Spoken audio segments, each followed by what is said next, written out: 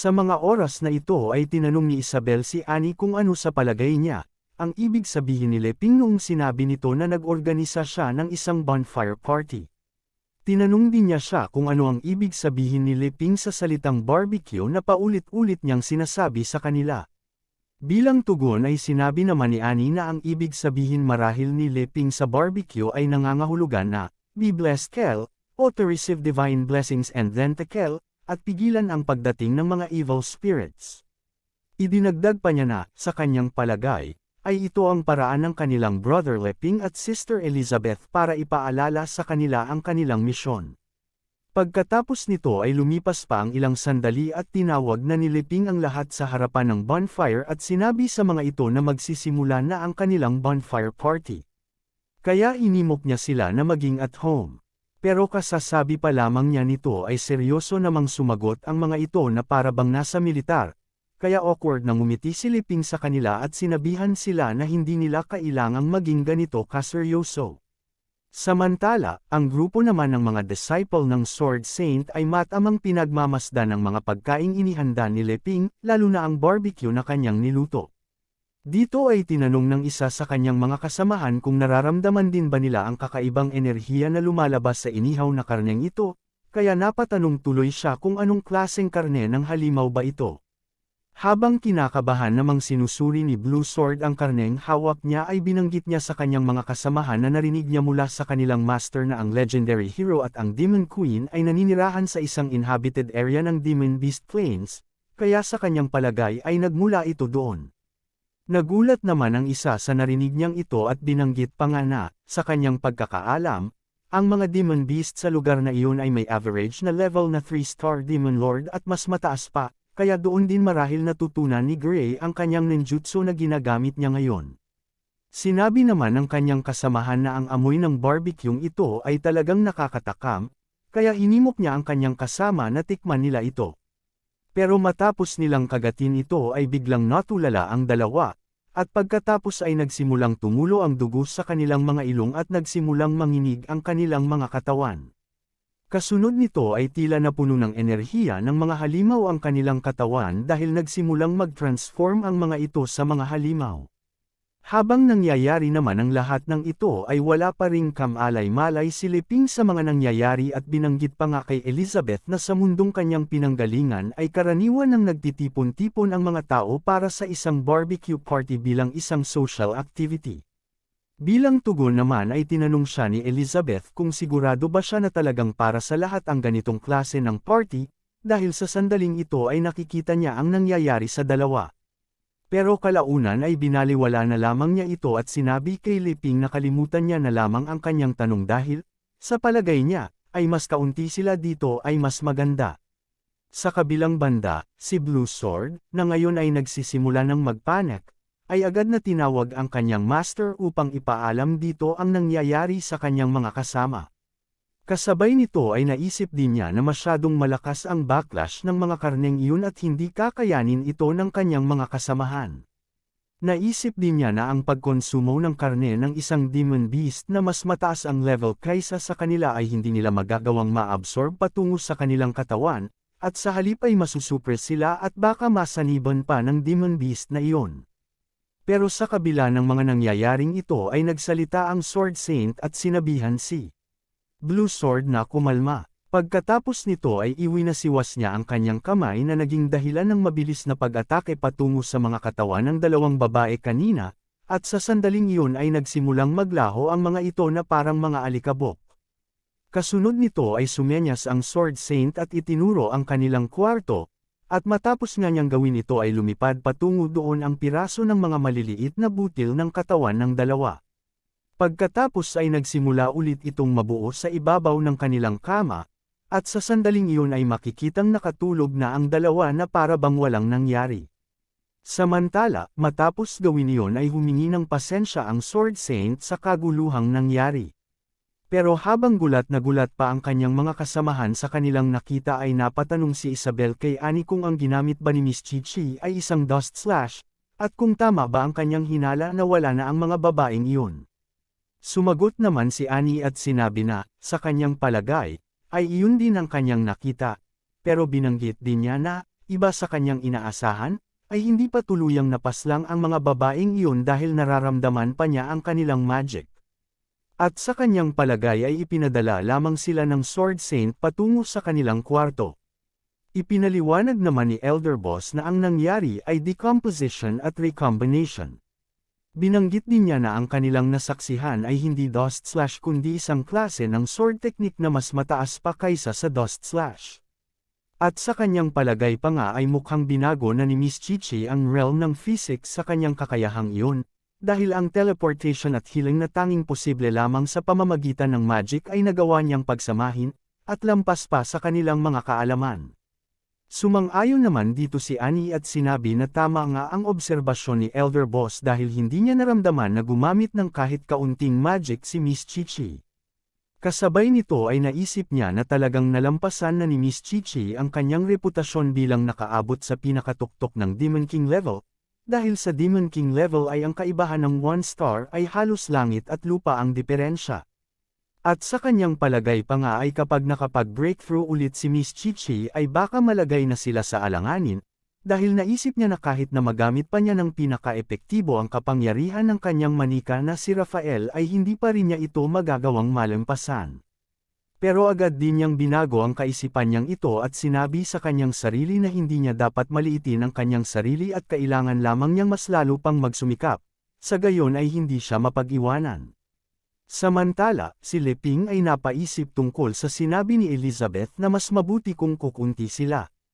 Tinanong din niya si Elizabeth kung saan napunta si Emilia dahil hindi niya ito nakikita kanina pa. Habang nakasandal naman sa balikat ni Leping ay sinabi ni Elizabeth na pinauwi niya si Emilia sa kanilang bahay dahil mayroong nangyayari doon ngayon. Nagtataka namang tinanong ni Leping kung ano ang nangyayari doon, pero bago pa makasagot si Elizabeth ay napansin din niya na nawala na ang dalawang babaeng kasamahan ni Blue Sword, kaya napatanong siya kung saan nagpunta ang mga iyon. Agad namang sumagot si Miss Chi-Chi at sinabi na humihingi siya ng paumanhin dahil hindi kinaya ng dalawang iyon na makasabay sa okasyong ito, kaya pinauwi niya muna sila para magpahinga.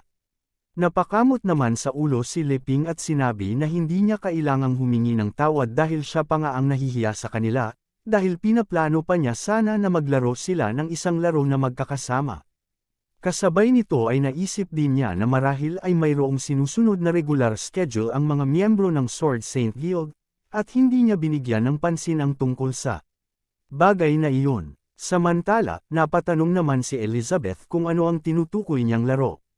Bilang tugon ay ngumiti naman si Leping sa kanya at sinabi na sa isang bonfire party ay ang perpektong activity o laro ay ang Truth or Dare.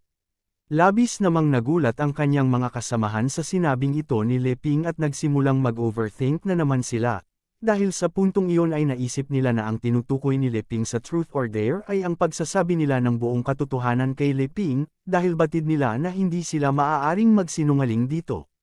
At ang pagsasagawa ng dare ay ang pinakahuli nilang pagsubok na kailangang malampasan. Kasabay nito ay na-imagine nila si Leping bilang isang napakalaking nilalang na sinasabihan sila na ang larong ito ay napakasimple lamang, at gaya ng pangalan nito ay kapag sila ay natalo at hindi nila nais magsabi ng katotohanan ay kailangan nilang gawin ang bagay na ipagagawa niya sa kanila. Pero sa kabila ng nakakatakot na imahinasyon ng kanyang mga alagad ay sa katotohanan ay nakangiti si Leping sa kanila at masayang ipinapaliwanag ang mga rules ng laro. Hinimok pa nga niya ang mga ito na kung mayroon silang suggestion ay maaari nila itong sabihin sa kanya, gaya ng paggamit ng mga barahan ni Elder Boss, o maaari din silang gumamit ng dice para sa larong ito.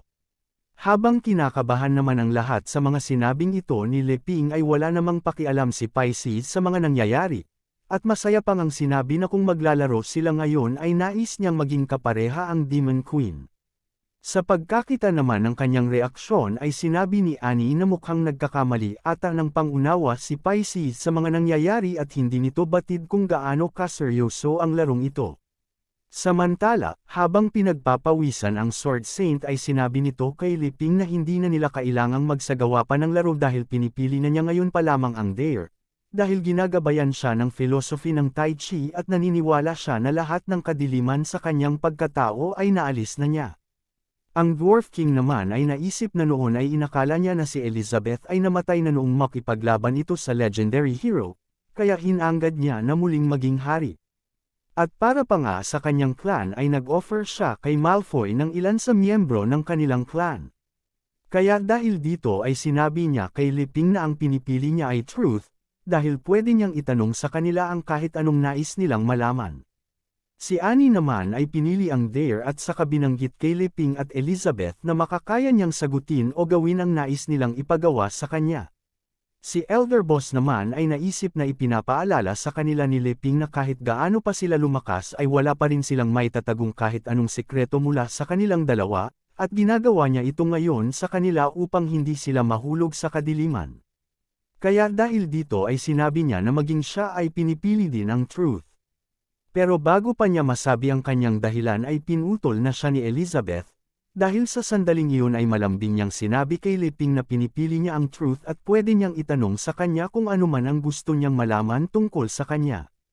Pero binago rin niya ito at sinabi na pinipili na niya ang dare, dahil pwede niyang ipagawa ang lahat ng naisin niya sa kanya. Awkward namang tumawa si Liping at sinabi na nagkakamali sila ng pagkakaunawa kung paano laruin ang larong ito. Pero habang nasa gitna pa siya ng kanyang pagpapaliwanag ay pinatigil na siya ni Elizabeth, at dito ay naiinis nitong sinabi na masyado ng hassle ang ginagawa ni Liping, dahil sinabi niya dito na kung hindi ba niya nauunawaan na maliban sa kanya ay hindi maglalakas loob ang kanyang mga tauhan na makipaglaro sa kanya. Pagkatapos sabihin ito ay ngumiti na siya at sinabihan ang grupo na idinideklara niya na ang party na ito ay tapos na. Sa kabilang banda, si Liping naman ay naisip na tama nga si Elizabeth, dahil ang mga taong ito ay hindi pamilyar sa isa't isa, kaya dapat na limitahan lamang ang mga activities, dahil kung masyado itong madami ay magmumukha na itong company team building event. Habang nasa gitna naman ng kanyang pag-iisip ay ginamit na ni Elizabeth ang kanyang kakayahan na force teleportation, at habang nagsisimula na itong mag-activate ay nakangiti siyang humawak sa braso ni Liping at sinabi dito na babalik na sila sa kanilang kwarto. Binanggit din niya na kahit ano pa ang gusto niyang laruin doon ay sasamahan niya siya hanggang siya ay masatisfied. Wala namang nagawa si Liping kundi ang built-inan na lamang ang kanyang mga tauhan na magligpit sa lugar, pero hindi pa natatapos ang kanyang mga sasabihin ay naglaho na ang dalawa sa kanilang pwesto.